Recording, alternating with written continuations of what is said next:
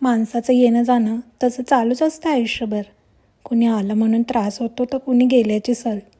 कुणी जवळ असतानाही लांब असल्यासारखं आणि कुणी लांब असूनही जवळ असल्याचा भास. कुणी चांगलं वागलं म्हणून मनात बसतं तर कुणी वाईट वागलं तेही चांगलंच आठवणीत राहतं.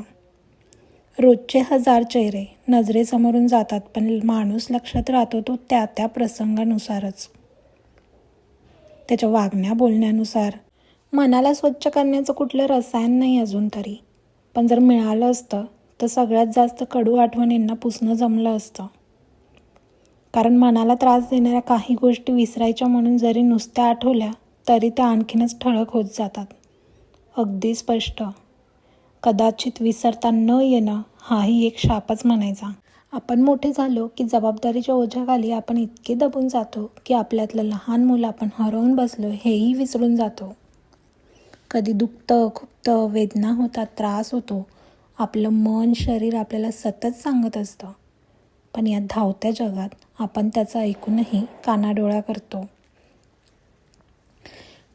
स्वयंपाक करताना ऐकूयात की गाणी, लेकरा बाळांसोबत करूया की डान्स, निवांत चहा घेत बाल्कनीत टिपूयात की संध्याकाळ. सगळी जबाबदारीची ओझी बाजूला सारून स्वतःसाठी जगायचा हक्क आहे आपला. काय होईल? काय होईल स्वतःला वेळ दिला तर? होईल तासभर उशीर एखाद्या कामाला? होऊ दे ना. आयुष्याचे घड्याळ तसेही कुठे थांबते आपल्यासाठी. शरीराचं, मनाचं ऐकलं पाहिजे. या प्रोग्रॅमिंगमधून बाहेर पडलं पाहिजे. ते बोलत असतं, अंग दुखतंय, कमरेत वेदना होत आहेत, खांदा ठणकतोय, पण आपलं लक्ष नाही. मग हेच आपल्यातलं लहान बाळ एक दिवस जोरात रडते, आक्रोश करते, म्हणजेच आजारपण, नाती बिघडतात, एकटं वाटू लागतं, जीवन नकोशी वाटतं. आपल्याला सगळ्या जणींना आहे ना व्यसन लागलेलं आहे, कष्टाचं व्यसन. सगळे मेहनत करून पुढे जात आहेत ना, मग मी मेहनत नाही केली, बसून राहिले तर कोणी नावं नको ठेवायला. म्हणून आपण तो काळा पडलेला तवा चमकेपर्यंत घासत राहतो. सकाळी पुसलेलं फर्निचर पुन्हा एकदा फडके मारतो. हिचे घर किती स्वच्छ आहे हे कोणीतरी येऊन म्हणावं म्हणून आपण दिवसातून 2 वेळा लादी पुसतो. कधीतरी कोणीतरी घरी अचानक येईल, 4 कौतुकाचे शब्द बोलेन, काय छान घर आहे हिचं, हाताला तर चवच आहे. हे सगळं कौतुकाचे बोल ऐकण्यासाठी आपण महिनाभर, वर्षानुवर्षे, आयुष्यभर कंबर घासून घेत असतो. ते डाएट, ते कॅल्शियम, ते विटॅमिन्स, ते प्रोटीन पावडर, हे सगळं तर हेल्थ कॉन्शियस लोकांचे चोचले. मला बाई नाही चालत असलं काही. आपण स्वतःवरती अत्याचार करत असतो आणि मग सगळं बिघडत जातं. मग आपण आनंदी राहू शकू का? सगळे आपल्या आपल्या कामाला लागतात. पोरं बाळं मोठी होतात, नवरा कामात गुंततो, सासू सासरे देवधर्माला लागतात, पण आपण मात्र सगळ्यांचं करूनही आपल्याला एकटं वाटू लागतं. आपल्या दुखण्याला सोबत कुणीच नसतं, कारण आपणच आपल्या मनाचं, शरीराचं कधी ऐकलेलं नसतं. मग इतर कोणी का ऐकेन? सगळं करता करता 40 कधी उलटते, कधी पाळी येते, कधी जाते, साध्या तारखा लक्षात राहत नाही. पायाच्या भेगा पडतात, विरतात, आपण मात्र गॅससमोर उभं राहणं चालूच ठेवतो. आपण ना स्त्रिया वाट बघत असतो, सगळं सहन करत बसतो. ती कधी कुणाला दुखणं सांगत नाही, काय घर सांभाळते ती हे ऐकण्यासाठी आपण नेहमी झिरपत राहतो. खरं तर कोणाचं लक्षच नसतं आपल्याकडे. आपण जेव्हा बिछाना 2 दिवस धरतो तेव्हा घर जागे होते आणि आपणही तेवढ्यापुरते जागे होतो. आपल्याशिवाय घरातलं पानही हलत नाही ही सवय आपणच सर्वांना लावून देतो. असं अंथरुणावर 2 दिवस आपली काळजी घेतील, विचारपूस होईल म्हणून आपण शरीराचा थकवा, मनाचा थकवा काढत बसतो. कुणीही येणार नाही आपल्याला म्हणायला, बस जरा वेळ चहा घे, निवांत बस, हे ग्लासभर दूध पिऊन झोप, राहू दे आज मी करतो, तूच कामासाठी सुट्टी घे, हे घे पैसे पार्लरला जा. कोणी येणार नाही हे सगळं आपल्याला म्हणायला. मान्य आहे, आपल्याशिवाय घरातलं पान हलत नाही, आनंदाचा सुगंध दरवळत नाही, पण स्वतःला वेळ देऊन सगळ्यांसाठी केलं तर काय होईल? करायची का मग सुरुवात? आज आत्ता ठरवायचं, आज आत्ता छान राहायचंय, मोकळेपणाने वावरायचे, रडू आलं की रडून घ्यायचं. आपल्यातल्या लहान मुलाला जपायचं. म्हणू दे की कोणाला काय म्हणायचं आहे, ठेवू देत की नावे. हे आयुष्य आपल्याला एकदाच भेटतं. ते पुन्हा येईल का? मग ते भरभरून जगायचं, मस्त जगायचं, हसत राहायचं आणि मोकळं व्हायचं. कोणीतरी आपली काळजी घेईल, कुणाची वाट बघणं आता सोडूयात. दिवसातले काही तास फक्त माझे आहेत म्हणून ठरवूयात. त्यावेळेस स्वतःशी बोलूयात. काय काय केल्याने आनंदी वाटतं ते रोज करूयात. स्वतःला स्वीकारूयात, माफ करूयात. आता स्वतःचीच कंपनी एन्जॉय करूयात. उगाच हसूयात, लाजूयात, नाचूयात. आवडणारी गाणी मोठमोठ्याने म्हणूयात. घातली की साडी आयुष्यभर आपण. आता वेगवेगळे ड्रेस ट्राय करूयात. आपण काही करू किंवा नाही करू, कोणी ना कोणी काहीतरी म्हणणारच आहे. मग कशाला भीतीत जगून आपले मन मारायचे, आपल्या इच्छा मारायच्या.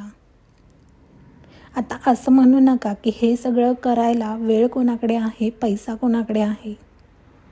सगळ्यांचं सगळं करायला वेळ आणि पैसा असतोच की आपल्याकडे. मग आपल्यासाठीच काही करण्यासाठी आपल्याकडे वेळ आणि पैसा का नाही आहे? हे कारण आता नाही सांगायचं.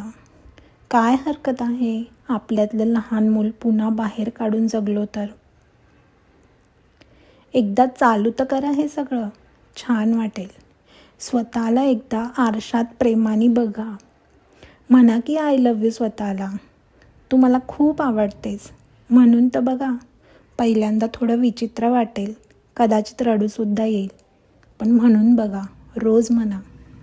स्वतःशी बोला, खूप बोला. तुमच्यापेक्षा जास्त कोणी ओळखत असेल का तुम्हाला? काहीतरी आपल्या प्रत्येकीमध्ये खास असते. कदाचित तुम्हाला छान पुस्तकं वाचायला आवडत असेल, कविता लिहायला आवडत असेल, चित्र काढायला आवडत असेल, डान्स करायला आवडत असेल, की सजून धजून बसायला आवडत असेल. काहीतरी छंद असेल की जो लहानपणापासून होता आणि आता तो संसाराच्या ओझाखाली दबला गेला आहे. भीती वाटते का हे सगळं करण्याची?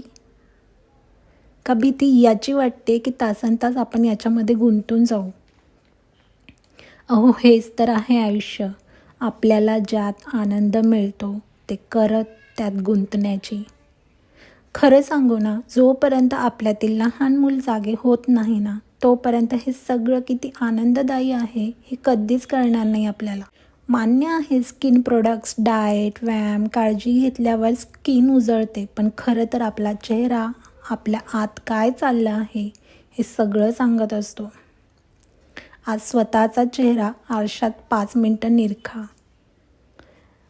त्याच्यावरती तुम्हाला दिसेल की जबाबदारीच्या ओझ्याशिवाय कुठलाच भाव नाही आहे. आज आत्ता हा व्हिडिओ संपल्यावर एक कोणती पण गोष्ट स्वतःसाठी करा आणि बघा ती केल्यावर तुम्हाला काय जाणवले. आपल्यामुळेच जेव्हा आपण खुश होतो ना, तेव्हा जाम भारी वाटतं. मला माहिती आहे हे सोपं नाही आहे. पहिल्यांदा करताना हे सगळं अवघड, विचित्र वाटणार आहे, कारण स्वतःसाठी कधी काही केलंच नाही ना आपण. पण आयुष्य एकदाच आलं आहे, ते पुन्हा येणार नाही. म्हणून जे आनंदी राहायचं आहे, हसायचं आहे, भरभरून जगायचं आहे, ते आत्ता इथेच करायचं आहे. उद्या कोणाला माहीत. म्हणून स्वतःवर प्रेम करूयात, स्वतःला वेळ देऊयात. मी पण भरकटले होते या जबाबदाऱ्यांच्या ओझ्याखाली. आता कुठे जाऊन मी स्वतःसाठी वेळ देते. तुम्ही पण करा. मला खरंच मनापासून वाटतं माझ्यासारखे तुम्ही पण स्वतःवर प्रेम करायला सुरू करावे. मी आहे ना तुमच्यासोबत. घाबरू नका, मी नेहमी असेन. मी नसले तरी माझ्या या व्हिडिओज असतील, माझे शब्द असतील. तुम्ही बोला. मनात असलेले अनेक प्रश्न ओझं इथे बोला. मी आहे ऐकायला. कुणीतरी ऐकायला असणं फार बरं वाटतं. आजकाल फक्त आपलं कोणी ऐकून घ्यायला नाही आहे, पण तुमच्यासाठी मी आहे आणि माझ्यासाठी तुम्ही. वेळ काढलाच आहे तर माझ्या बाकीच्या व्हिडिओसुद्धा बघा. कोणी एक्सपर्ट नाही, मी तुमच्यासारखीच आहे. स्वतःवर प्रेम करताना जे जे शिकते ते प्रामाणिकपणे इथे मांडते, एवढंच. भेटूयात उद्या एका नवीन विषयावर. खूप प्रेम. धन्यवाद.